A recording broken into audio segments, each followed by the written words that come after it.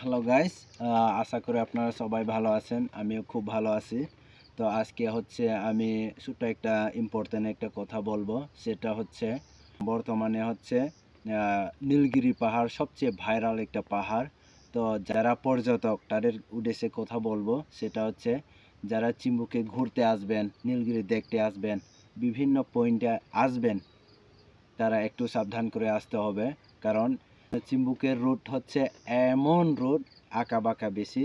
সেই জন্য আপনারা যারা পথ চিনি না, যারা নতুন, সাবধান করে আসতে হবে। এই যে চিম্বুকে যারা বাইক দিয়ে ঘুরতে আসেন তারা প্রায় এখানে অ্যাক্সিডেন্ট হয়। কারণ কি জানেন, তারা হচ্ছে যারা ঘুরতে আসে তখন বাইক দিয়ে আসে আর স্পিড করে চালায়। যখন আঁকা বাঁকা পথ যখন চিনি না তখন অ্যাক্সিডেন্ট অটোমেটিক হয়ে যায়।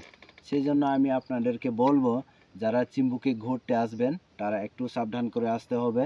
ভাই, আমরা যারা বাইক চালাই তারা প্লিজ একটু সাবধান করে যেতে হবে। ঠিক আছে, এই আর কি আমার কথা। আপনারা যদি আমার কথা ভালো লাগে তাহলে শেয়ার করবেন, সবাইকে দেখার সুযোগ করে দিবেন। সবাইকে ধন্যবাদ। Bye bye.